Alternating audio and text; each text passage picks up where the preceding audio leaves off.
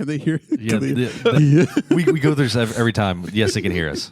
Oh yeah, Daddy Lake. Stop. Oh my gosh. We haven't even started yet. Daddy want pie. Sorry. That's so unbecoming. Yeah, I think that maybe you should just kick off the music. That was plenty enough.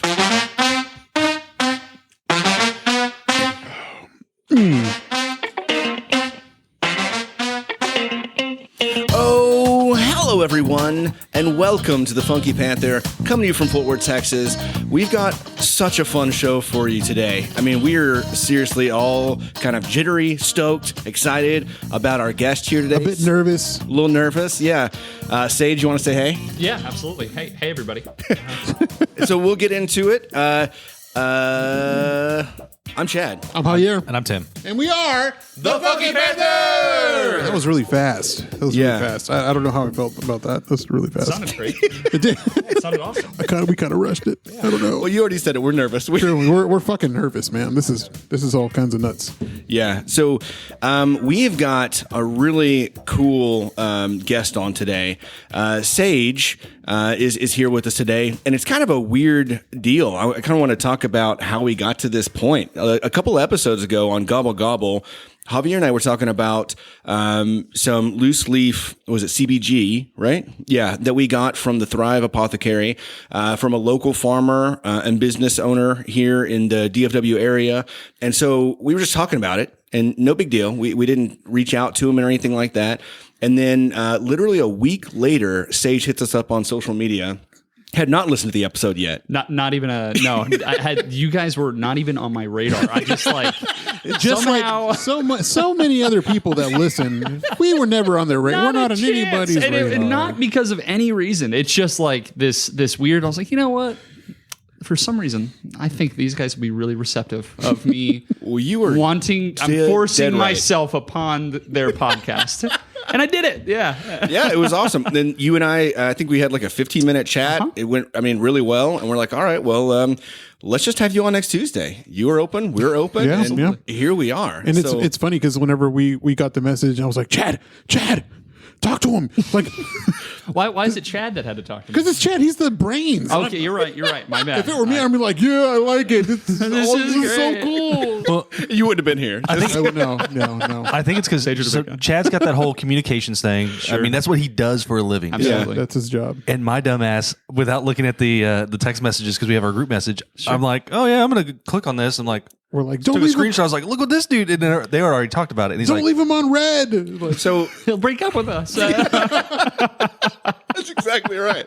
So we all three of us manage our social media, so we've all got the same login. So when someone messages us on any of the Funky Panther social media accounts out there, all three of us get it at the same time. Okay. And so you never really know who's responding. Sometimes we'll say, "Oh, it's Chad here," and sometimes we won't. But yeah, so we all got it at the same time. We were all equally stoked whenever you reached out. So yeah, awesome. So now that we got that out of the way, Intro's gone. Yeah. Sage, why don't you tell us a little bit about yourself? Sure. So I'm the vice president of a up-and-coming hemp company called Texas Hemp Cultivators, and I produce organic hemp grown in Texas. I come from a background of agriculture where I grew in controlled environments, producing leafy greens, herbs, and microgreens for commercial food distribution. And local chefs and restaurants like Magdalena's by Juan Rodriguez, Yes. Shinjuku Station. Oh, yeah. A couple like little food trucks every now and again, and mostly for Fresh Point Brothers and those large food distributors.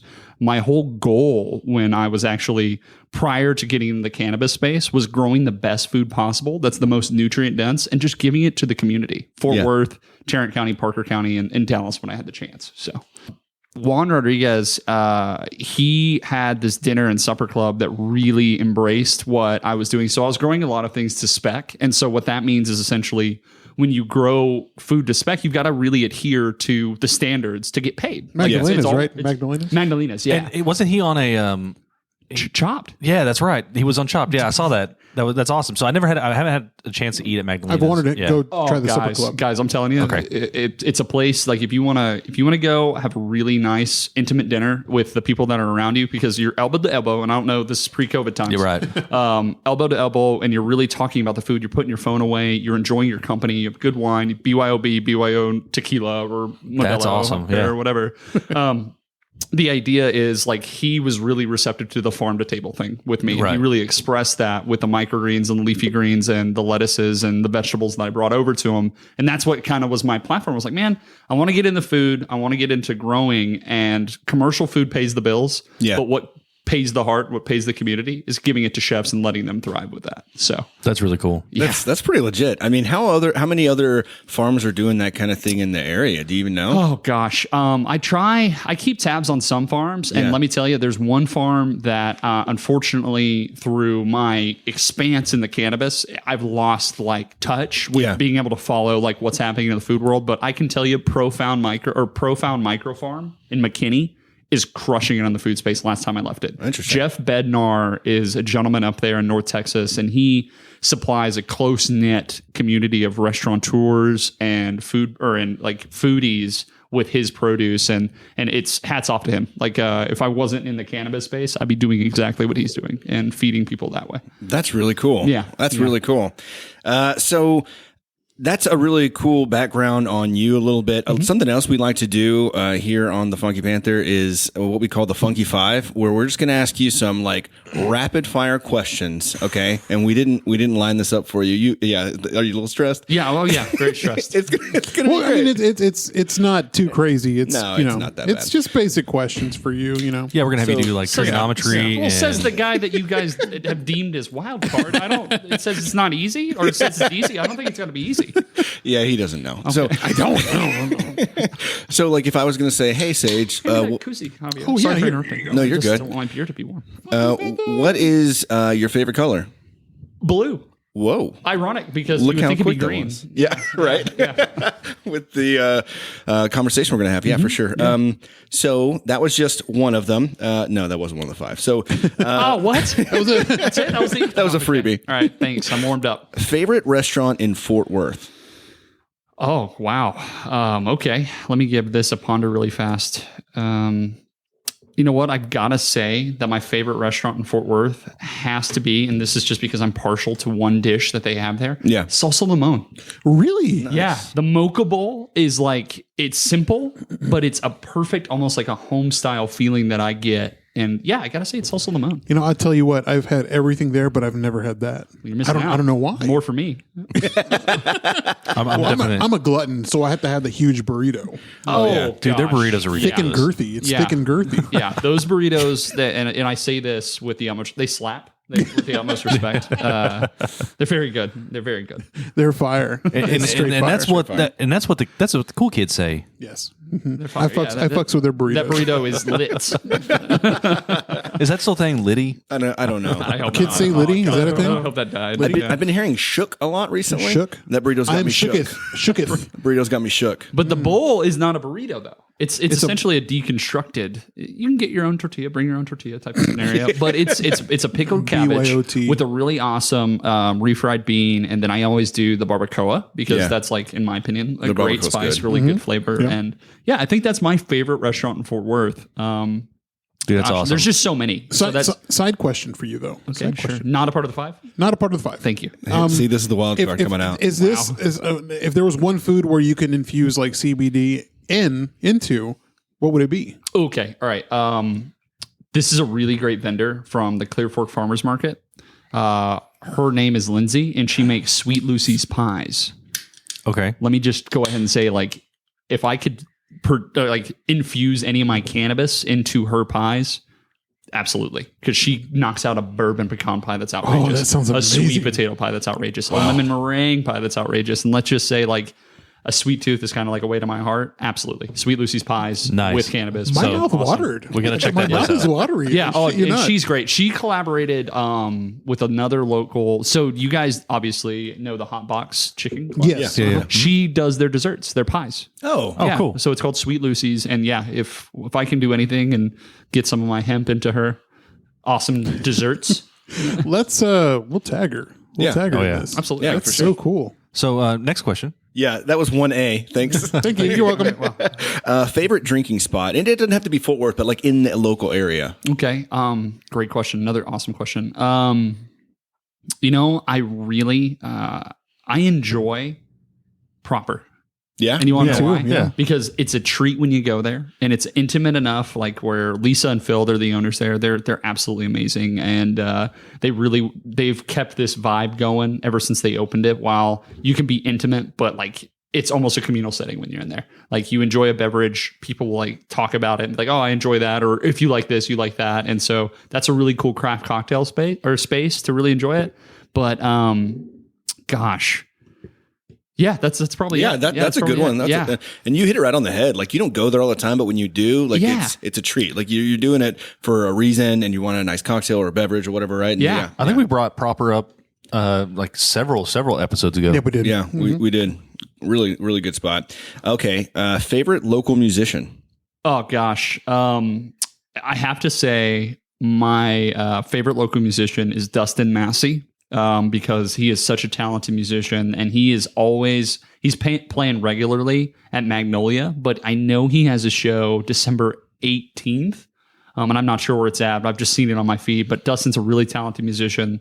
Black-Hearted Woman, one of his singles, is outrageous. Dude can shred on the guitar. Yeah. Long, beautiful hair. So he's really like this commanding presence on the stage, and he happens to be like, I don't know, 6'5". Lord. It's absolute, just utter not fair crap. when he walks He's in an the room. Adonis. Thank goodness he has a girlfriend, really beautiful girlfriend, because man, it takes a lot of people off the table when he walks in the room. It's BS. But I gotta say, Dustin Massey is probably my favorite musician, just based on his songwriting skill, and dude shreds. Yeah. Dude shreds. So where in kind of music? Magnolia? So where in Magnolia is he playing? Oh, excuse me, Magnolia Motor Lounge. Motor Lounge. Oh, that's his regular spot. He Nice. crushes that stage, and I know, man, I wish I knew off the top of my head. December 18th, he's playing a show as like a kind of like as a Christmas fundraiser, and so Yeah. that's kind of what's happening. I think it's a 3-day show.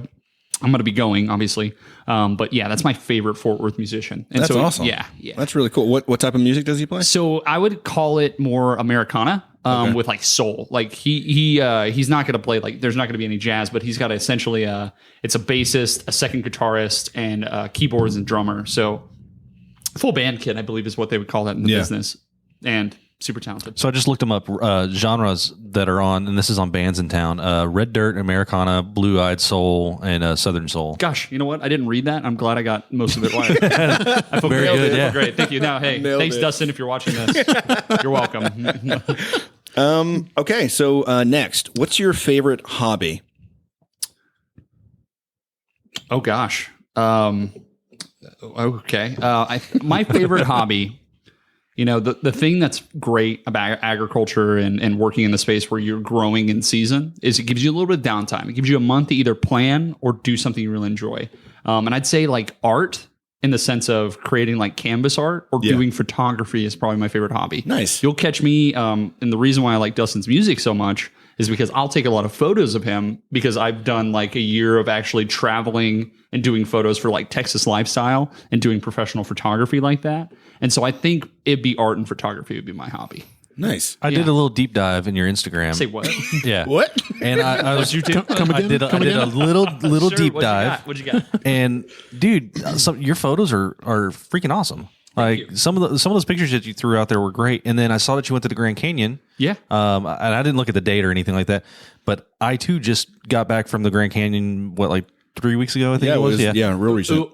Point. Oh yeah, Pick that one up. Yes, like that's the best way to sum it all up. I was just like, oh my gosh, this is magnificent. It's just so cool. I have to say, like, my favorite point of that trip, besides the photography, I took a really great Raven picture that I'm super proud of. But the Grand Canyon itself, like when you go to places like that, it just reminds you like how small we are and how insignificant we are, in the sense of like, this was all water at some point. This isn't water anymore. How long was that? And then you're like, obviously longer than the 60 years I'll be here. yeah. And that's remarkable, and it makes you feel great, because not only are you exerting yourself. I went down to the base and back, and let me tell you, it was exhilarating, and I was exhausted, and I drank probably 13 beers when I got back to got back to Phoenix. But like, the point is like those moments really make who you are. They make it a good experience. That's awesome. Yeah. Yeah, and things like that you can't always capture in picture form, right? Like just being there and experiencing. Like I don't know how many pictures I've seen of the Grand Canyon, and they're beautiful. Like it's hard to take a bad picture, but it just never does justice to the Grand Canyon. You know what I mean? And things like that. It's just, it's cool to experience. Yeah, heck yeah. All right, last one. Number 5. Yeah, and this one's kind of a weird one. So if you're watching TV or kind of perusing through the channels, what is one movie that if it's on, you just stop and have to watch it? It doesn't matter what it is, but you just stop and you're like, all right, I guess I'll be doing this for the next couple hours. Ugh, this is going to be revealing because I don't watch a lot of TV, so I'm going to go to like my top 15 of movies. Oh yeah. Oh yes. You're gonna go through the whole 15? No, I'm not going to go the whole 15. We don't have enough time. No, we do. No, we don't. We have so many things to talk to you about. So many things to talk about. We haven't even got to the technical stuff yet. Right. Gosh, if I'm just perusing or I'm scanning for something, there's like 2 movies I'm always drawn to, and it depends on the season. Let's say it's winter. Let's say it's second half of the year. Yeah. I'm going to watch In Bruges. Oh yes. Yes. I'm gonna watch that movie because it's more. It's kind of it's like the Die Hard of like Christmassy movies. Yeah. It's not a Christmas movie, but it's indirectly a Christmas movie. Right. And if it's another time, first half of the year, man, I'm really drawn to essentially the film There Will Be Blood because it's like this really. It's an entrepreneurial spirit, but in a dark, like crazy way. And I kind of I'm drawn to those films. Okay. It's an artistic expression. Very cool. Yeah. So. Of course, the farmer takes his movies in a seasonal approach, like in a weird approach too. Do you look at the moon phases too? Yeah, with it, or? I do. You know what? I look and I go, you know what? What a quarter. it's what a about quarter time for that one. I haven't revisited Daniel Day-Lewis in complete character in the 1920s. How often do you say I drink your milkshake? Like somebody, and you got to do the. I'm waiting. So like when I'm a mogul in this industry, I will be saying that to people. Just the exact same meaning. Yes. In my bowling alley by myself after my deaf son leaves me, and I'll be directly saying to a preacher, "I drink your milkshake." Hopefully, you don't bludgeon him with a pin. Don't rule that out, though. One does not rule that out. It's the limitless possibilities. Oh, that's great. Absolutely. Great. Hey, That is. Did I cover amazing. them? Did I cover them? You did it. You did a great job too. Congratulations. That was awesome. Tim, Appreciate you. Tim, Yeah, children. where's the children? out. Where's the children? I don't know. Oh my gosh, there's children? What are you talking about? Come out of the dungeon, kids. There's the kiddos. They're back. The creepy ass. So yeah, Children of the Corn, I think it's what it sounds like. yeah, really. that's really what it is. Man, tell us about this beer real quick. Yeah, you brought us some beer. Yeah, so this was going to come up at any given point. So this is a brewery that's out of North Richland Hills, and I'm gonna keep this on the hush hush. But let me just say, this brewery will release one of the first organic hemp beer collaborations in Texas. And let me tell you, Dominique and the guys over here are about to come up with something great, and it has something to do with my farm. And that's awesome. It's amazing. But this is a single hop series, Strata, which is a kind of a citrus forward hop. It's a New England style IPA. And you know what? I'm glad I got to share it with you guys. Absolutely. Yeah, Thanks again for bringing it. And Absolutely. then a bunch of hemp as well. Oh yeah, and so I also brought this this hemp that we grew on the farm, and the reason why I'm here, it's essentially CBG hemp. That's it's called cannabigerol. It's essentially a molecule that's expressed in the plants that we grew, and it's certified organic, which that's why I have this beautiful tin. It's another thing that I'm really proud to have. Probably one of the only Texas farmers that has a CCOF USDA organic certification. And I guess that's what we're going to get into, I think. Yeah, so stoked. Oh my gosh.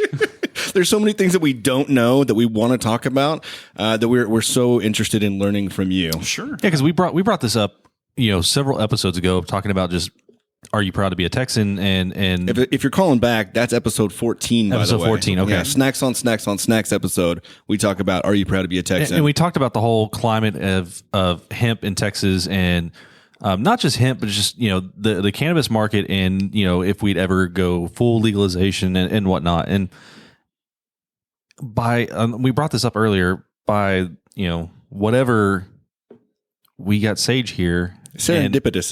Serendipitous was the word. We're all like super excited to hear kind of like what got you I guess, involved in industrial hemp and the growth of hemp and all that? Okay, absolutely. So as I touched on earlier, producing food is kind of what I like nourishing people. And nourishing people can be in conversation, nourishing people can be in, interactions. But I found that my greatest contribution to that was growing things for people, seeing their interactions at the farmers market, seeing the chefs' interactions, even growing for Fresh Point was actually a breath of fresh air for them. Because I don't know if you guys have been to a commercial warehouse. It's like the soul sucked out of every single person in that place. Absolutely. When you're a farmer delivering your own produce and they figure that out, they'll be like, oh my gosh, there's life here. Like they get it. Like things click on and people understand. It's like, man, like there's actually a world out there where people grow things and it's not just in boxes or shipped anonymously from a different country. Someone actually, like, you can see like someone's putting their heart and soul into whatever they're giving you. Absolutely. Yeah, that's awesome. And then the food production, I carried that into the food, and I was really lucky to have a team behind me that they allow me to do that. And my partner and I, when we started this endeavor, obviously, we were growing in a 1 acre greenhouse that did hydroponics. What do you think the first question was, like in the local town of Aledo, Texas? Do you grow weed? Hey, do you guys grow weed out of that place? No, we don't grow weed. And my answer always back before I get into actually answering why that we transitioned to this was, is it legal? No. Why would we do that? Why would I risk the infrastructure that I built? Why would I risk the credentials and the ability to do something that I know will come if I'm patient? Right. And so 2015, Tech Select LLC started. And John Tate, my partner, and I, we had a mission to grow good food for DFW. Fast forward to 2018, the Farm Bill passed. And I don't know if you guys know this, but the Farm Bill had underwriting that allowed for the decriminalization of industrial hemp as we know it. Right. Industrial hemp is anything that has below 0.30 THC percentage. And that's specifically Delta 9? It depends on the state. Okay. So this is now we're talking about the United States of America and everybody's freedom as a state to express and interpret the federal law however they want. Yeah. Texas, unfortunately, did the total Delta 9, which is a major kick in the shin for Texans, which really was a hindrance to the CBD market. Let's fast forward from the passing of the bill and me and my partner unveiling the company Texas Hemp Cultivators. That company, as we set out our mission statement, was to grow organic seedlings, hemp clones, and genetics, breeding some of the best plants we can possibly breed for the public and for commercial growers as a whole. What we decided to do, ever since reading the underwriting in 2018, we decided to go, obviously, like we do. We want to get ahead of the market. Nobody was growing a CBG strain. We're lucky to be in the space, in the agriculture space, and consult to some cannabis growers in Oregon and Washington and Virginia. We had some partners develop and help us hybridize this strain to essentially express 0 THC. So this product, the one that you see, it's CBG, and we call it the white because that's just the genetic variety that we called it. It's just like naming a German Shepherd. It's a dog, but it's a different species of dog. We essentially named it the white, and it has an expression of 16.35% CBG, no THC. So as this CBD wave, which you've probably all been familiar with, passed and crashed, I'm going to say crashed, it's because plants were coming into Texas and they couldn't be compliant based on the total percentage of 0.3. We were like, okay, we're going to get ahead of this. We're going to grow CBG because this molecule, we believe, is going to make a huge difference in this industry. It's not just about the one CBD molecule. It's about growing a plant that is actually beneficial to people. So. Did you know right off the bat that it wasn't going to have any THC in it, or did you have to? Because I know that, like looking back, there was questions of people starting a whole farm and starting to grow something they knew nothing about, right? And they were afraid that there might be THC in it. Yeah. So unfortunately, and this is like one of the drawbacks about this industry, and I'm not saying this just because I'm going to toot my own horn. I'm saying this because I come from a background in agriculture. No. Yeah. No, you're absolutely right. No, it's the hard part about this industry is there aren't people that are agricultural players where there's transparency. There's people that are fly-by-nighters is like what we've identified in the industry, and cowboys and pirates. What they'll do is they'll come in and say, you need to plant this many plants. You need to do it at this rate. This is how you set up your field. They'll sign them a contract, sending them hundreds of thousands of dollars worth of plants. And then after the plants come to full maturity, they have no contract to sell it. Yeah. Okay. That makes 0 sense in agricultural business. Yeah. Right. Now what? Yeah, exactly. Now what? And so what we decided is to do small. 3 acres is small, but it's actually a large scale at the same time. But we wanted to do it with utmost transparency. If you go to our website, or go to our Instagram. You want to drop both of those real quick? Yeah, absolutely. So the website is www.texashempcultivators.com, and the Instagram, Facebook is at Texas Hemp Cultivators. And you can see from seed to harvest everything that we did as a company to grow this crop without any of that fly-by-night, like, oh, it was brokered from a different state or brokered from a different place. It was grown here in Texas. It was grown using certified organic practices. And it was quite an experience, to say the least. But yeah, so guess I went on a tangent there. No, that's perfect. That's what we wanted. Oh, okay. Cool. Homegrown farm to table. It is, and that's exactly it. It is homegrown, farm to table, using the same food practices that we did to produce lettuce, microgreens, and herbs. Yeah. Do you expect? I know, like, this is all like we talked about before. It's coming into the scene. It's brand new. Mm-hmm. A lot of people are scared about it. Do you expect, like, restaurants, or like we were talking about earlier, like beverage companies? Like, I know up in Colorado and Seattle, they've had infused items.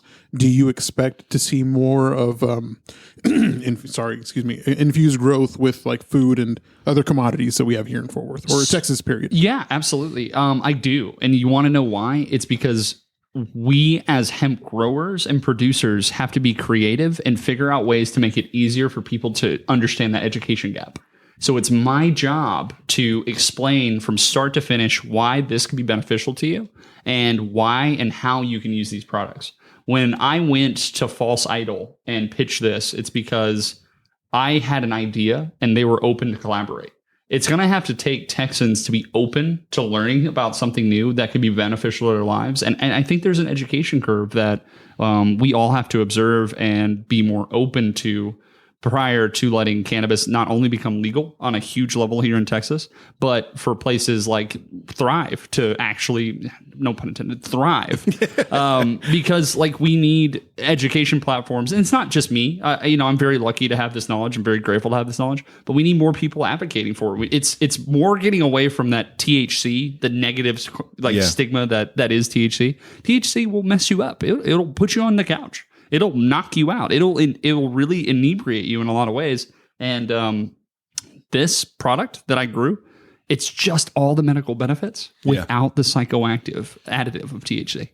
Which before you like bring anything up, like I've been seeing before, like a couple of, like Viceland used to have a show called Weediget, where they were talking about like cannabinoids and children with epilepsy, and that they would treat it with it, but with like THC.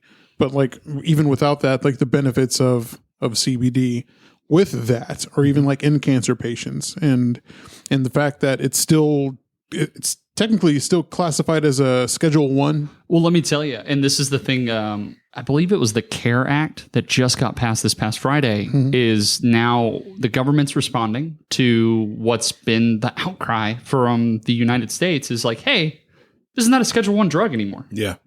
This is benefiting people. And here's the reason why I grew CBG on another level. CBD and CBG are the same but different, right?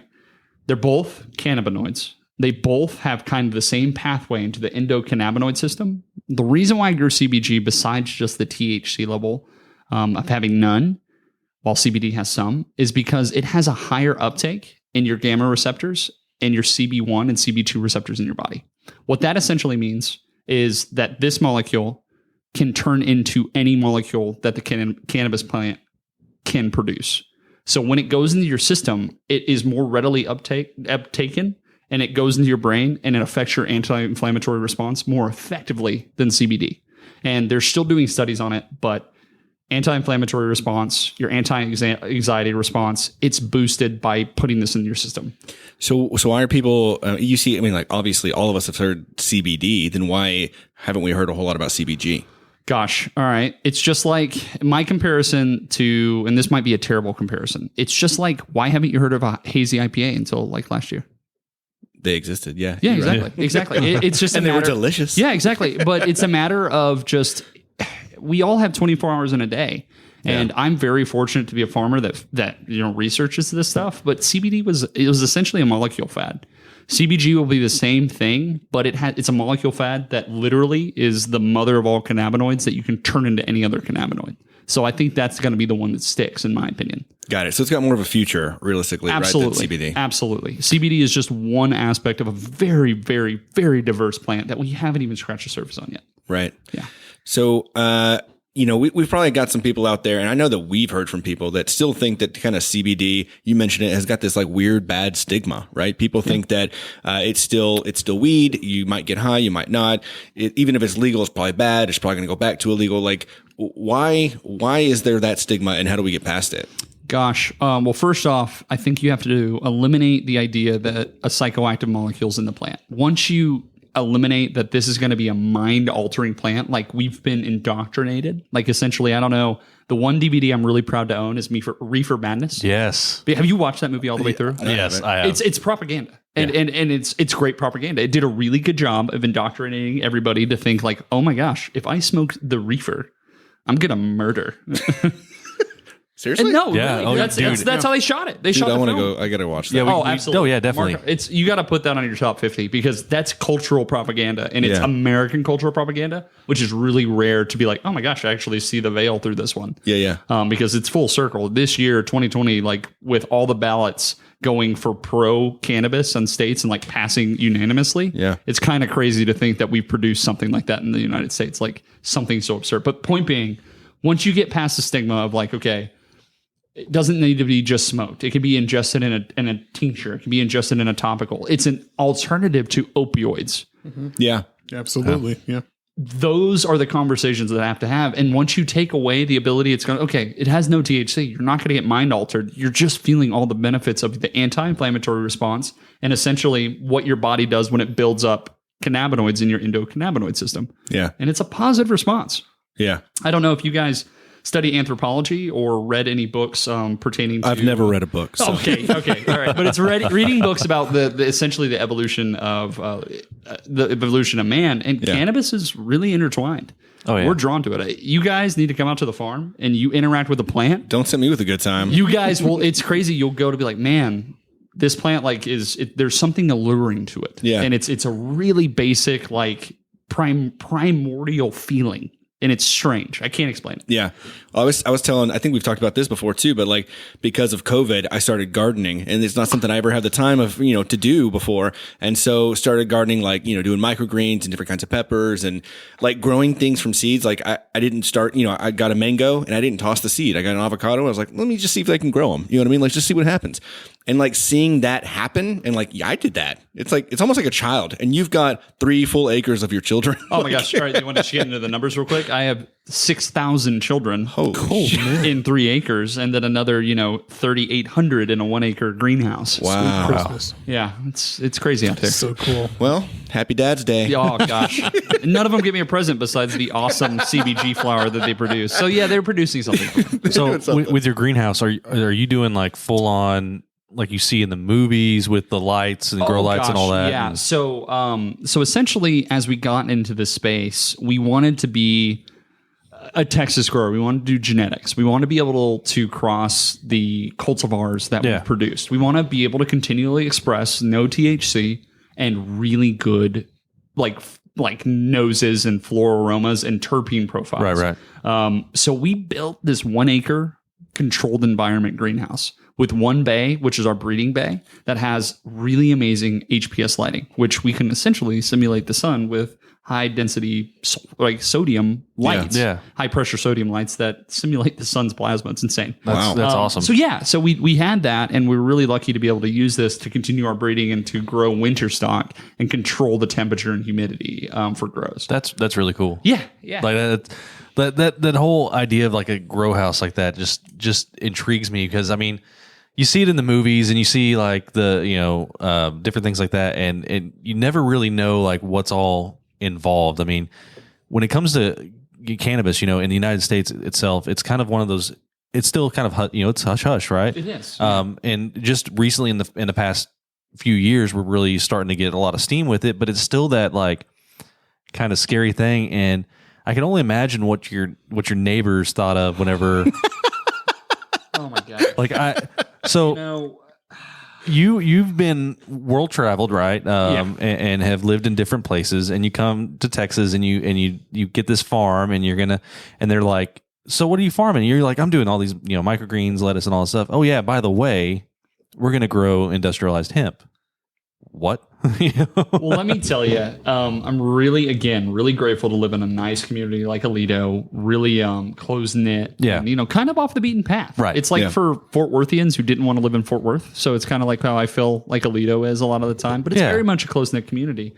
But I can tell you, when I first, when we first broke the project and like we were saying hydroponics. Yeah. That word is a direct gateway to those are no good, dirty hippies just growing pot out there. Smoking their but that's the thing, silly, funny grass. Yeah. It's a method. Yeah, there's so much stuff like you. Exactly. It's a method. It's a not practice. It's not like automatic. Like So I had a friend of mine who was doing he was growing different vegetables and stuff using like I don't know what the technical term was, but it was with fish tanks. aquaponics. Okay.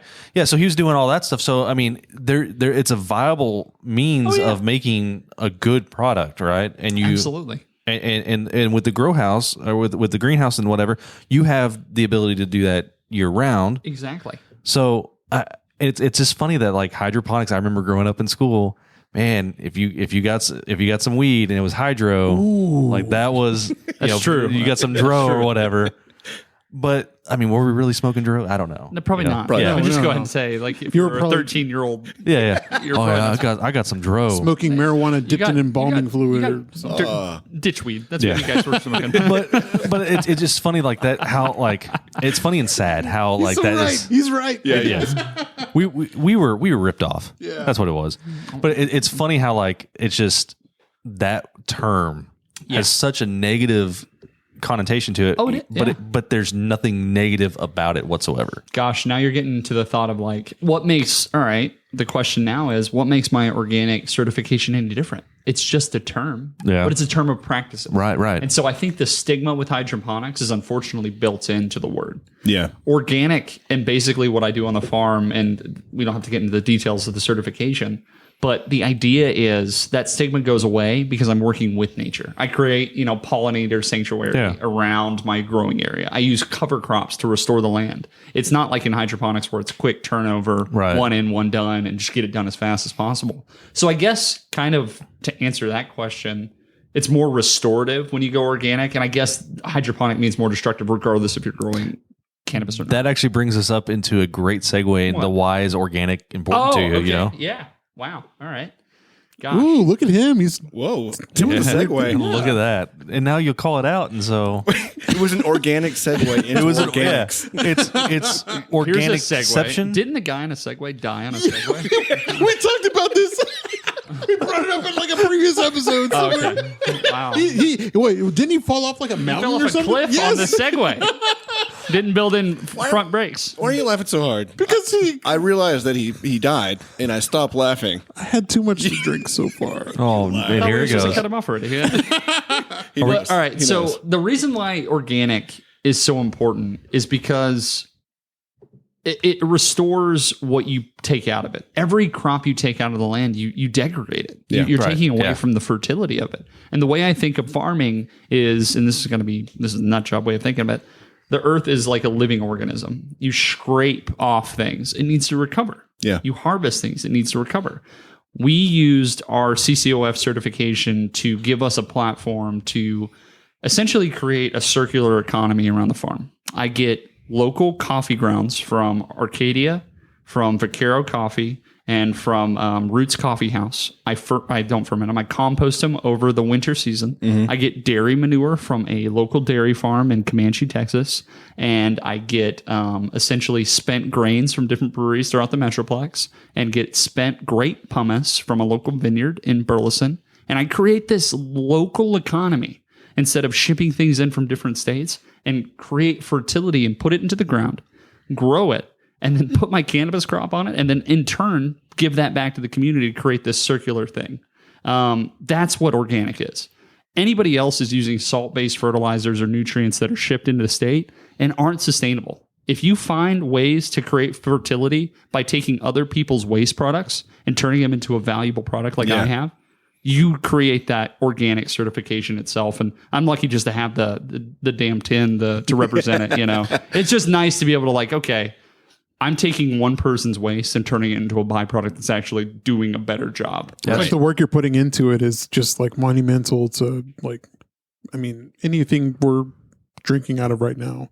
It's like we're talking about the zero carbon. Yeah. So this beer that Chad brought over is from Dogfish Head, and this is essentially it's a carbon neutral beer, verified by the Indigo Project. And that's a completely different tangent. Yeah. But shout out to Danny for bringing us that from Delaware. Appreciate you, dude. Yeah. So this beer represents carbon neutral agriculture and carbon neutral processing for a large scale craft brewery industry. And Dogfish Head is one of like the best ones. They're ahead of the curve when it comes to sustainably sourcing their ingredients to grow beer. And so like when they slapped this on the table, I was like, oh my gosh, I know the beer. I've been researching this, and that beer is very familiar. I will say that whenever Sage saw that, he did start to fanboy a little bit about it. Gosh, Nerd out. that's one of my products will be that to somebody 10 years from now. That's what I'm assuming. And that's what we look forward to seeing, you know, that growth in 10 years from now. You know, it's going to be awesome. Yeah. The cool thing about, you know, you doing this organic thing is not just because it's the right thing to do, which I feel like, you know, it is. But also you're partnering, like you mentioned, didn't realize that circle existed, right? You're taking those different products, to your point, they're waste for these other companies, right? And we've seen that in the beer industry. Like they'll take their spent grains and then we'll, you know, give them to the cattle or something, the farm next to them, which I think is just a really cool way of seeing it. But you're putting in so much extra work to make this a better product and a better place, realistically, like a better world if you're going to go all weird about it, but like a better place because of all of the work that you're putting in instead of just doing it the cheap and easy way. Right. And then, which, you know, don't feel like that's probably the right way, but, it is, you should be very proud. I mean, that's really, really cool, man. Absolutely. Absolutely. Well, I appreciate it, but you know, what's crazy. I feel like it's old hat. I feel like it needs to be done. Like everybody should do it this way. And it's kind of confusing when you see other farmers doing it different ways and you see that it's not sustainable. Like, I mean, look at what happened with the Dust Bowl.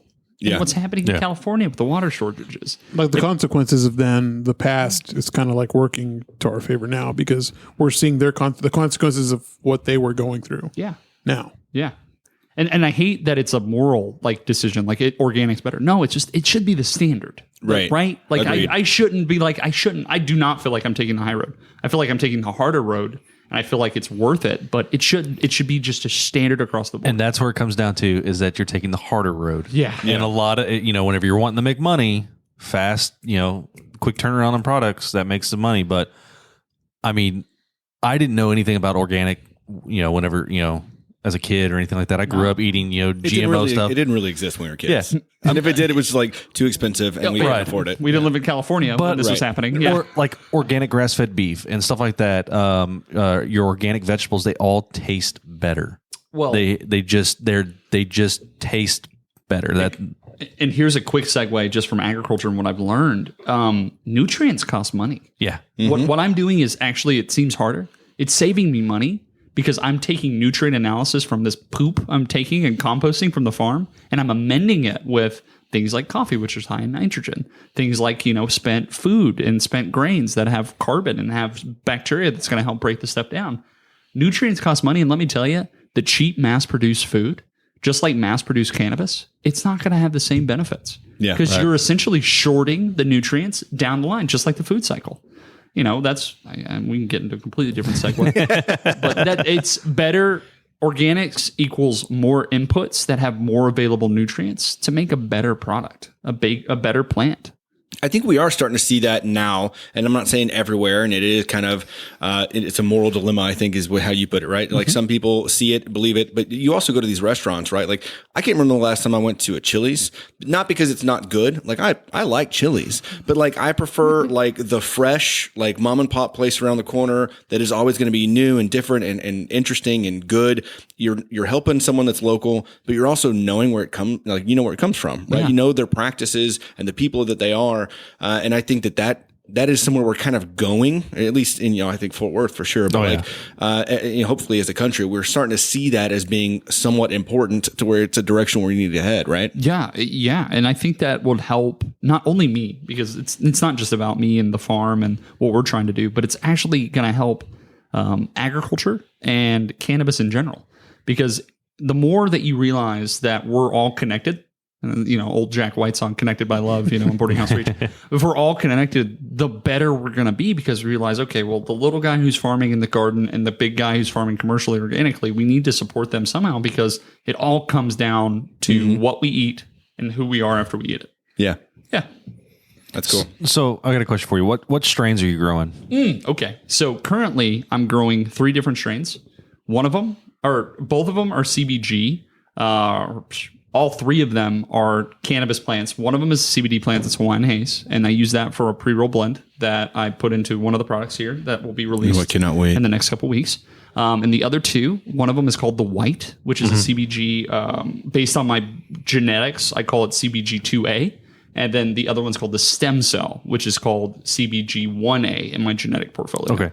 And the White is the one that I've seen at Thrive, That's correct? the only one I've released to the public right now, Gotcha. because its cannabinoid level was out of this world based on like Texas growing. And so I'm really, really proud to have that in my portfolio. And I'm really proud to see what I can do and express it next year. Yeah, me and Chad were really excited whenever we saw that it released. We just went out and had to get it. So when it released, y'all went to Thrive, picked it up. Yeah. Did you try it? I smoked it. Yeah. What do you think? It was really nice. It was smooth. It smelled really good. It was really mellow for me. Yeah. Did you feel like, so let me just tell you, I'm a type of guy that wakes up at 5:30 in the morning and I'll meditate for 20 minutes and then I'll do some workouts and then I'll smoke one of those and then I'll jump into my office or jump out into the farm and feel energized. Did you guys feel that? I'm going to have to do that. Yeah, absolutely. You're going to have to do that.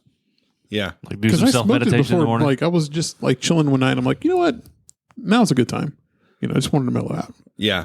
And quite a bit. I mean, I have plenty of, I have plenty more to continue because those canisters, what was it, like 3 or 4 buds and it's like pretty big? 3.5 grams. It's an eighth. Yeah. I give an eighth. And I think it's a good value. I don't know. I negotiated the price with Thrive and I feel like that's a pretty solid value for an organic product that has an eighth of cannabis in it. So my only experience with like hemp flower was, with a see the quality it is now.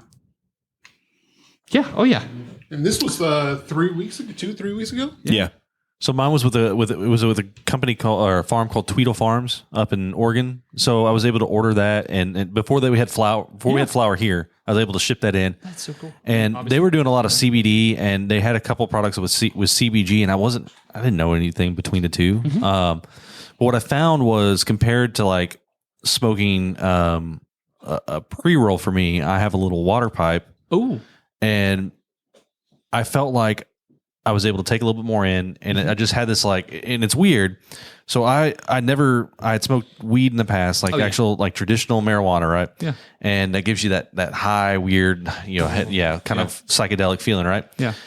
What I got out of smoking like CBD or CBG or whatever it was at the time was I felt like this rush of kind of almost calming. Oh yeah. And it was weird because I'm like, okay, I don't know what to expect. I don't know what I'm gonna feel like. Is it gonna make me feel high? And it didn't make me feel high, but I just felt like all my stress, all the little knots in my back and everything just kind of went away. Oh yeah. And I was like, wow, this stuff is freaking awesome. And I'm not speaking for your product. I haven't had it yet, but just in general with this industry, it's amazing what I've felt just by trying some of these products out and how it actually affects my body versus. I want to say, by the way, though, on the episode where we were talking about this and he mentioned that he was getting stuff from Portland, we talked about how shitty it was that he was getting stuff from out of state. Not because he's a shitty person, which he is, but like because like at the time that was the only thing you could do. Right? They had just cut off pre-rolls and leaf, and we were talking about how it's doing away with farm. Like you're missing that step, right? Between the shop and you. Right? Yeah. Open it up, please. Please do. Yeah. And it was crazy because I tried it before, and then people started selling leaf here, and then the governor tried to ban it right? Right. And then they had that lawsuit injunction and had that lifted. And that's still actually going on until February. Really? Yeah. Oh, yeah. How are they getting around it then?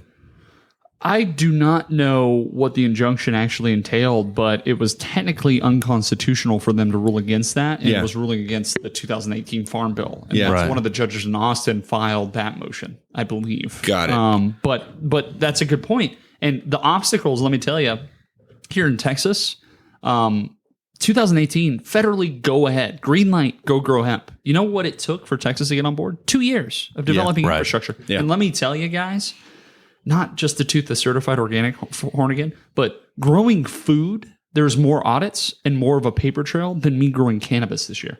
Really? Absolutely. The Texas Department of Wow. Agriculture, and no shame on them. I know they have a very tight budget, but dude, it was more strenuous for me to get that certification than to actually have my farm of 3 acres of cannabis inspected. Real quick, got a question on Facebook Live. So, Madeline wants to know the thoughts on the differences between Delta 8 and Delta 9 and the comparisons. Gosh. And also if you're crafting the flower instead, if that's a loophole. Okay. Well, Madeline? Yes. Madeline, Delta 8 and Delta 9 are 2 different cannabinoids. Essentially, Delta 8 is a synthesized cannabinoid, which is a precursor to Delta 9. Delta 8 does not exist in nature. What happens is that's lab created. Just like I said, CBG is a molecule that can be isolated in a plant. Those are one of those molecules that gets turned into a Delta 8 product. Delta 8 gets sprayed on to flower because that doesn't exist on a flower molecule. You got to think every plant produces Delta 9 as a finished product. So that's like a THCA acid. So yeah, I hope that answers your question. So that's the loophole. Like they're The loophole is Delta 8 is synthesized. They're synthesized. And, it's, Okay. and it's not the same molecular Yeah. structure as Delta 9. Well, okay, so back in mid 2000s, so there was a thing called JWH018. It was a synthetic K2? right. It was the original K2. Yeah. If you look at the molecule, it looks very similar to I guess a THC Delta 9 molecule. Yeah. And what they were doing to get around it, because as the feds would come down on it, they would alter it and they would alter it and they would alter it, and now we've got this really bastardized molecule that makes people It's go crazy, dangerous, right? isn't Yeah, it? It's straight dangerous. up dangerous, right? Your brain doesn't need that. Right. Yeah. And so with the Delta 8, they're taking that from the plant itself and synthesizing it, correct? Yeah. Okay. So it's a bastardized molecule from the cannabis plant. Gotcha. So essentially, like I said before, CBG can be converted into technically. So as a human being, you have you have cells that like are in different locations in your body to produce different hormones, different chemicals, and they turn into who you are. right. CBG is that exact same molecule for cannabis plants. It's like, okay, well, I'm in the stem, I'm going to become this cell, or I'm in the flower, I'm going to become this cell, or I'm under this type of photo period, I'm going to turn into CBD based on my genotypical expressions. What happens is if you get CBG isolate, which is very easy to do with flower, it's the beautiful trichomes, and after a couple alkaloid and acid reactions, you can isolate that using a CO2 extraction and turn it into a product that is a Delta 8 or a Delta 9 even, just on continuing reactions and pressures and vacuums. So I don't know. I haven't really personally experienced or experimented with Delta 8 too often. But I can say that synthesized products are often adulterated with things like propylene glycol, which is not made to be vaporized and condensed in your lungs. But I don't know. Dude, live your life. Well, I know like a lot of the research chemicals that were coming out with for the synthetic marijuanas, they were taking it and putting in acetone and letting it dissolve, because it would dissolve in acetone. You spray the plant down with acetone, and then the acetone would evaporate and leave the residue off, right? Yeah. So, I mean, just thinking about that, like you don't put acetone in your body, and I know it's supposed to evaporate off, but it's got to leave some traces behind. It's got to do something, and that's kind of freaky. So, And let me just say that plants are living things. Yeah. They do not like negative stressors. And not to go completely hippie on you, but I will. They respond to love and life. Yeah. They respond to that. If you're like hitting them with acetone, I can tell you those plants are going to respond angrily to you over time. They're Right. like, you know what? We're going to kill you. Like, Yeah. let's figure this out because we're done with you. We're like, So probably bullshit. definitely need more research on the whole Absolutely. Delta 8 Yeah. version. Absolutely. And I, not saying don't go do it or don't go do it. Everybody has their own life, but just get to know the person that's making it. Like really, that's like the baseline. Get to know like who your farmer is, get to know like where this comes from. Because if it's from a trusted lab, and I work with a really good group. I actually have a retail partnership with not only Thrive, but a national group called Purely CBD. And I don't know, I didn't talk to you guys about this, but I'm gonna say it anyway. Do it to it. Purely CBD has 63 retail locations, and they are like one of my first like big like, hey, we're on board with what you're doing and what you're growing. And so if anybody that listens to the podcast, the Funky Panther, goes to a Purely CBD in North Texas, they'll get 15% off the first 10 people that go. So how can they find that? How can they find their locations? So I unfortunately I don't know where Purely CBDs are, but if you go to purelycbd.com, type in your nearest location, go check it out. They carry our flower like as a bulk whole bar, and they carry a couple of our pre-roll products. And I didn't think about that until now. Sorry. Hey, Oh, that's no, awesome, all man. good. No, drop it on. We I was had like, man, like they have a good lab. So that's the reason why I brought that up. They can do CBG isolate and they make really great products. I was like, oh man. Like anything you want to like, any other like spots you want to like bring up or? Oh Yeah, yeah. that have So your product. Thrive, Please, yeah. obviously Trey and Lisa, like I'm really, really grateful for their opportunity to like actually showcase a farm to dispensary product. Yeah. Yeah. Yeah, that's about right. It's a farm to dispensary product. I'm very grateful for them. Bloom Hemp Market off of Magnolia. That's another really awesome place. George over there has like, he's all about trying to support local. He's actually coming out with a green sheet application that's going to really showcase what local farms that he has there and what flower he has there. And gosh, who else is carrying it? There's a couple places in Austin called Restart CBD. They're carrying my flower come January, and also another place called CBD District, which is there off of Camp Bowie here in Fort Worth. Oh, cool. Okay. And Tawan over there, really cool guy. He's carrying my flower, and he's really open to the farm to table type of scenario that I'm creating. And yeah, hopefully more places. So go ahead. Sorry. Can I get a word? Sorry, 'Cause sorry, you're just my like bad. back to My back, bad. dude. Sorry. Jesus Christ. I've got 5 questions backed up now at this Okay, point. sorry. So one is from YouTube. One is CBD like flower the only thing that you produce? Is there like any kind of like rope or anything like that, or is it specifically bud? Great question. So who asked? Jesse. Jesse. Essentially what's happening in Texas is there's this bottleneck, and a way that agriculture has to survive is to make money first. And the way that you have to make money is to have the infrastructure in the market created. I am working on a couple of genetics cultivars that produce industrial fiber hemp. And that's the question that you're asking is if I'm producing byproducts that can be used for clothing, for rope, for dog toys, for all these things. Jesse, I am producing oil hemp first, which is not just CBD, but CBG and other cannabinoids. So I can get into the industrial hemp game to produce fiber hemp, because fiber hemp actually produces really high THC. Really? And it's not compliant in Texas yet.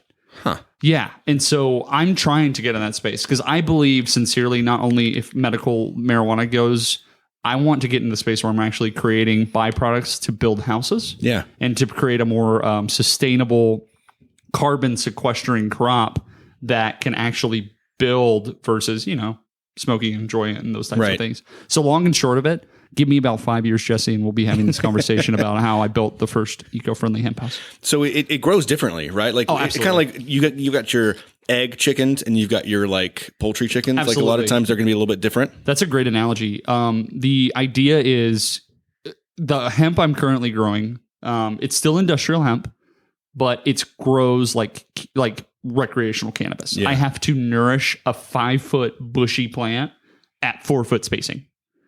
Industrial hemp for rope is like I just planted ryegrass and I'm harvesting rye in a combine. Yeah, it's completely different. It's like there's no spacing at all. It's like, oh my gosh, this is so they just grow up, I guess? Yeah, straight up in these beautiful fibrous stalks that are used for decortation and decortation facilities. And that's like where the industry should go. Right. I think we should get rid of the idea of producing monocrops like cotton and things like that and add hemp to the rotation to decrease water usage, increase carbon sequestration, and essentially create a new industry of not depending on other countries to ship textiles. But the cotton industry in the United States has a very strong hold with lobbyists, and that's that's going to be a hard one to. I'm not gonna. I'm saying now, I'm not holding my breath for that. You know what I mean? That's a hard one. Yeah. All right, and this one's a question from Chad over at the Funky Panther. So, Hold on. this was. Where's he at?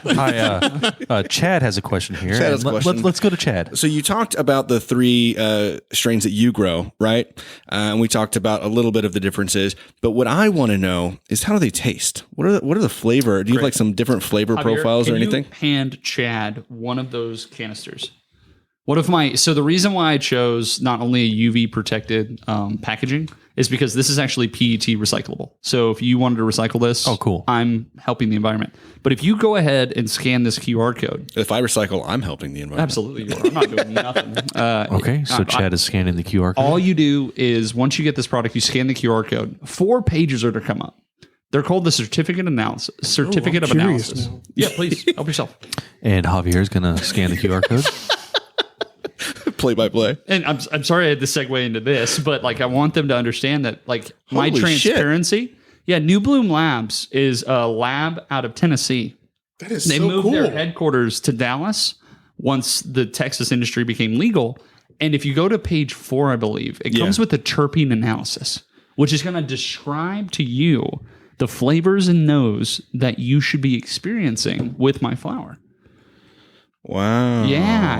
This is really cool. I mean, Absolutely. this is a lot of data. This is some cool stuff. I want to be as transparent as possible. I want this industry to move the right way first, and I want to be a pioneer in it. So is this? It's different for each strain that you grow. This is Absolutely. just the So one, this right? is just the white. Right. The stem cell, which I haven't released to the public yet. Oh my goodness. That has a completely different terpene analysis and different COA. Both of them came back neutral and negative for pesticides and mycotoxins because I didn't spray anything on my plants based on my organic certification. And they also came back with positive, really high cannabinoid levels. I love this. Like it gives a breakdown of the aromas, like cinnamon, hops, Absolutely. orange, pine, and Earthy? the earthy tones. I really get that earthy hoppy Yeah, smell. right. Dude, Yeah, it translates absolutely. so well into beer. Absolutely. Yeah, for sure. Like, and that's something I never really thought of until here recently, seeing some of the states that have already had legalized cannabis and whatnot, and doing those collabs with different beer companies. I was like, what are y'all doing? I mean, I get why you're doing it, but what is it going to benefit beer? So Chad and I, background, we homebrewed.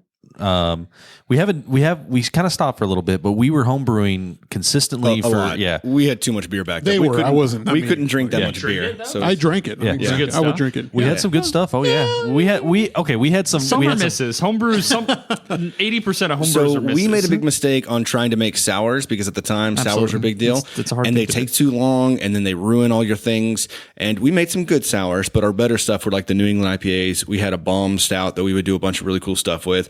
And then everyone loved the juice box. We like this Juice box was great. fruity, like it was like a oat based. Yeah, it was a really like heavy hazy beer, but it had we basically steeped hibiscus in it. Say what? You Yeah. steep hibiscus in anything and give it Yeah. to me. Right, so we did a hibiscus in it, and then we put it on some freeze dried.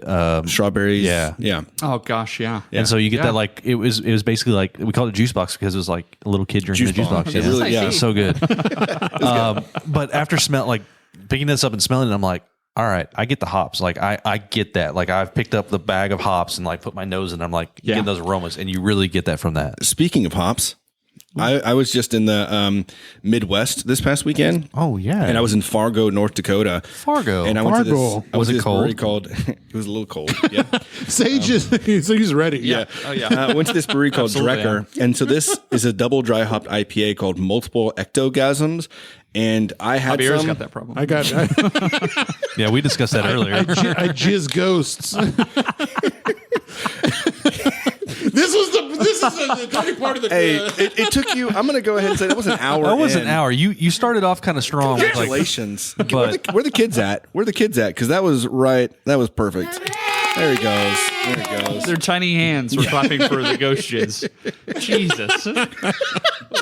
This show goes off the rails every episode. Yeah, and it's so. never really because of Tim or I. It's always because of the wild card. Well, because I black out like halfway through. Oh Oh gosh, my gosh. it's good, right? It's a lot going on. Yeah, it's really, really good. So you said something before we started recording, and I want to make sure that you catch it again because he talked about Portland, and we talked about doing a lot of things local. Yeah. And I think it's really important that we focus on local, as we like to mention on this podcast quite a bit. But when it comes to you having the farm and growing all of these things and then giving them, selling them on your own and then also to local shops and stuff like that. Sure. Why is that important? You brought up a really cool analogy that I want to make sure that we kind of hit on with Texas, because I thought it was really, really interesting.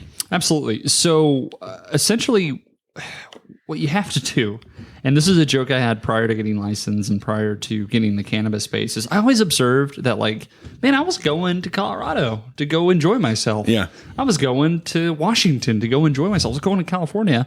And the analogy is Texas likes having ex-wives. And why? Why do I bring that analogy? I've never been married, never been divorced, but it's a pretty clear analogy with I go to Colorado because I want to go snowboard and I want to go enjoy recreational cannabis. Right. And I'm going to go spend my money, my hard-earned dollar in that state and leave Texas to do it and then come back a little bit, less rich and, leaving money with my ex-wife. And I'll do the exact same thing in Washington.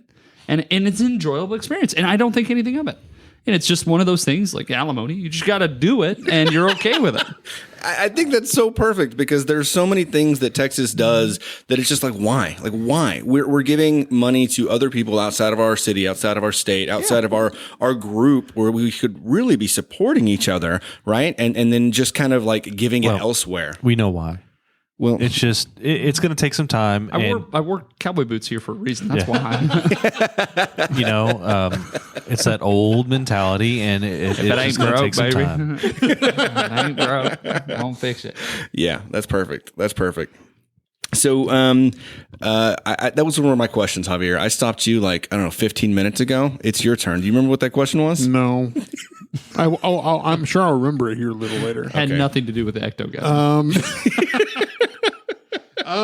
So the future of CBD, CBG, the hemp industry in 5 years, what do you expect the state of Texas to be? What do you feel is going to happen? Gosh, I think this goes back to the YouTube question that Jesse had. Essentially, what I see is medical cannabis becoming federally legal. I see tax dollars from Texas really going into that to help build infrastructure. But I see, Texas hemp cultivators, essentially what our goals are to do is to stabilize genetics as a business to commercial farmer, business to business relationship to produce crops that can in turn, delicious ectoplasm. That is in turn, will in turn replace the crop rotation in cotton. I see stabilizing genetics that can help produce a fiber industry. I see a niche brand that helps grow and empower other farmers to grow organically and produce something across the state to essentially be proud of. And it's essentially, and I don't want to be crazy about it, it's medicine in a way. Also, to bring up how you were talking about how you bring in other local people to cultivate into your crop to where it's you're bringing in grapeseed and all this other stuff. Yeah. So there's overlap there. So, if it's going to show people how to use outside local cultivators to take some of their stuff and to make it environmental, I think that's a big thing also.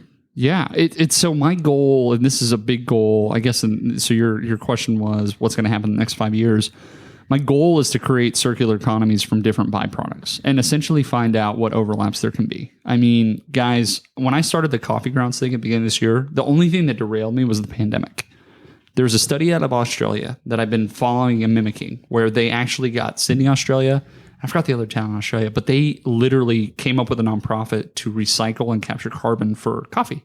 Wow. Nobody, like, it was producing so much methane that they were measuring and they're like, oh, why haven't we done anything about this? This is a problem. And another nonprofit came in and goes, yeah, we'll take it and we'll turn it and compost it. We'll turn it into essentially those fire starter bricks. Mm-hmm. Yeah. We'll turn it into that, and we'll also give them to farmers to actually create an economy within it. Starbucks doesn't do that. No. That's really cool. That's mind blowing that it's right there. Yeah. Yeah. Let me just tell you, and this is going to make me sound like a loon, but being on a farm and being with plants, you try to find solutions to lower your cost and create something where you can interact with people. And let me tell you, interacting with people saying, hey, I'm going to take your waste, one man's trash, and turn it into my treasure.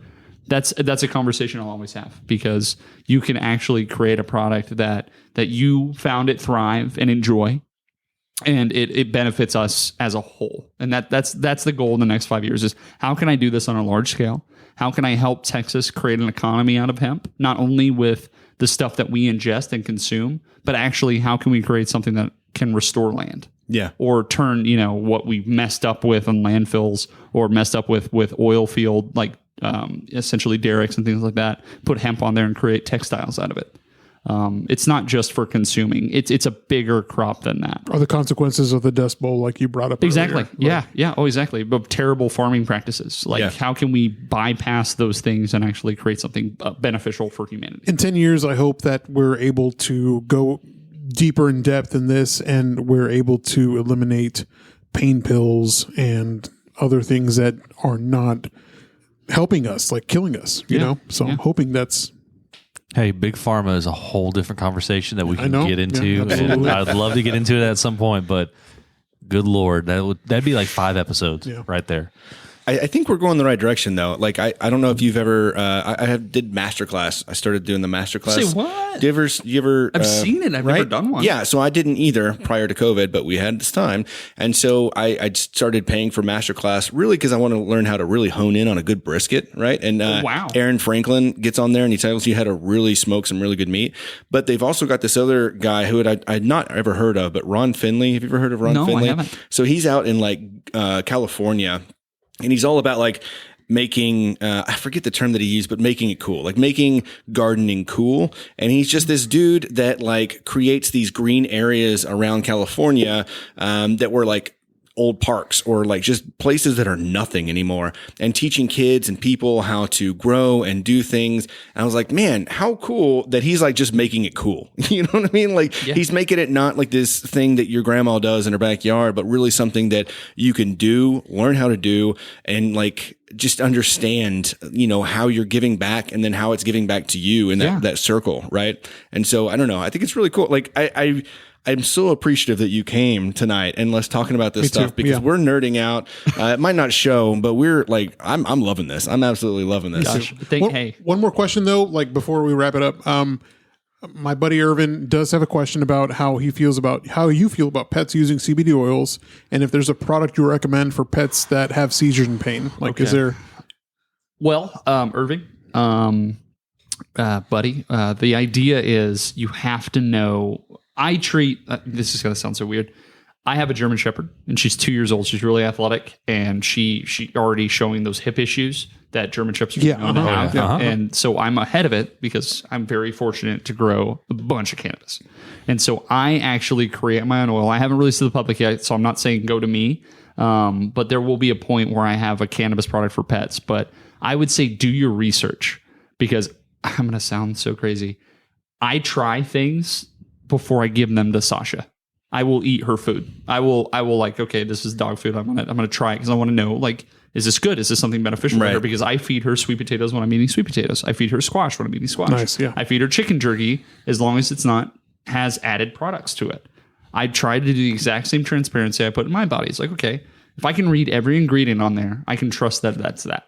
And so I would say do your research and find out what products are full spectrum, what products are whole plant, and what products do not use solvents and use essentially organic oils like fatty oils, because fatty oils are what uptake and we have the ability to digest the cannabinoids with those fatty oils in our system. Dogs have the exact same one. Just do your research. But don't look at a fly-by-night company. Don't go to a gas station. Don't go to a PetSmart. Go find a farm that has animals, and I can tell you that's a reflection there. What's full spectrum? Sorry. Full spectrum means you get everything from the plant. There's nothing isolated. Got it. It's Okay.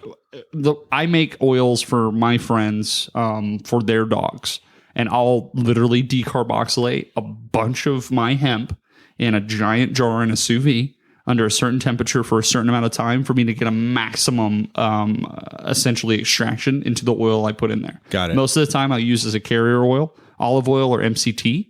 And that's what I use for Sasha. That's what I use for my other friends' dogs and cats. And again, I don't have a retail product. Obviously, I'll pitch me, but look for your farmers that you can actually okay, well, they have animals and they're using these products for their animals. And just do your research. Obviously, organic first. And go from there.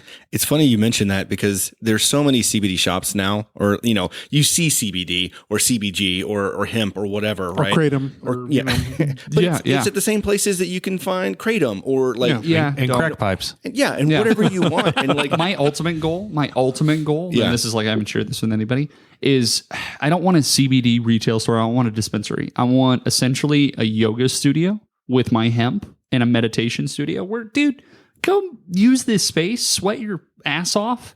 And then, if you want to buy weed on the way out, we're here. Yeah. Don't make it a one-stop shop for things that we have this and this and this. And that's what the biggest thing, that's the reason why I partner with Thrive. Yeah. Because they are very selective because Dr. Lisa wants the best products there. And passionate. They're passionate. Yeah. And that's the thing. If you go to the CBD, the American, and I hate to say the American shamans because there's some good American shamans with good ownership. You go to big franchises, essentially CBD Plus. What are you getting? You don't know. You have no idea. And it wasn't until we went to Thrive for the first time and I got a pre-roll. It wasn't yours, but you didn't have it there just yet. That's but fair. at a pre-roll and I was smoking it and I actually felt calm for the first time. A lot of times you take a CBD or whatever gummy and you don't, I don't know if I felt any different or not, but after smoking one and very immediately I felt a difference. And it's a good product makes that difference. Absolutely. A good retail space that puts good products there makes a big difference too, right? Yeah, absolutely. It's just really interesting. Yeah. So we really appreciate you coming, Sage. Hey, guys. This has been so much fun. Thanks for being so open and allowing me to be on the show. We're going to take you up on the whole farm thing. Yeah. Right? Yeah. Oh, absolutely. Well, y'all better hurry. So I harvest my last plants for the 2020 season coming up in a week. Shit. Christ almighty. Yeah. All right. Oh, You guys man. gotta get out of here. We've got some conversation to have. All right. Thank you, everybody, for going out there and listening to us or watching us on Twitch, YouTube, or Javier's Facebook. And also, Live. thanks for all the questions too. I mean, Yeah. please, we're going to stream more like this. Ask any other questions. If you have any more questions about this, we'll go ahead and relay them over to them. But please, If you don't thank already you so much. follow, subscribe, like us on social media. Also, you want to drop yours one more time? Oh, yeah. Please, yeah. I'll drop the code that I gave you guys, too. Yes, And the code. Yeah, so essentially, guys, if you can go ahead and my social media channels, I try to be very transparent about what I do on the farm. It's www.texashempcultivators.com, and then you can follow us at Instagram and Facebook at Texas Hemp Cultivators. And one of my retail partners, Purely CBD, they're one of the first people to carry my flower and all my CBG products and hemp products. If you go there and mention the podcast, the Funky Panther, the first 20 people that go there will get essentially a discount based on the store and what they're doing. I'm negotiating. I literally was texting that as I was coming to the store. And so you can do that. But there's also a code if you go, I don't know, Chad, if you're going to drop the link later. Yeah, we'll drop the link. Yeah, it'll if be you in our go description. Funky 10 is a discount code for 10% off of another retail partner that I have is on a website that I'm going to give a link to Chad with. So. Yeah, we'll make sure we put that all in the description for the podcast, and we'll make sure that we also put your website and social media so that you can go out and find Sage and Texas hemp cultivators. Yeah. Jesus, It's a mouthful. I know. It's an so thank ectoplasm. you. That's 3 beers after work. All right, so we appreciate you as always. Everyone, stay good. I'm Chad. I'm Javier. I'm Tim. We are the Funky Panther! We love you, Sage. We love you, Doug.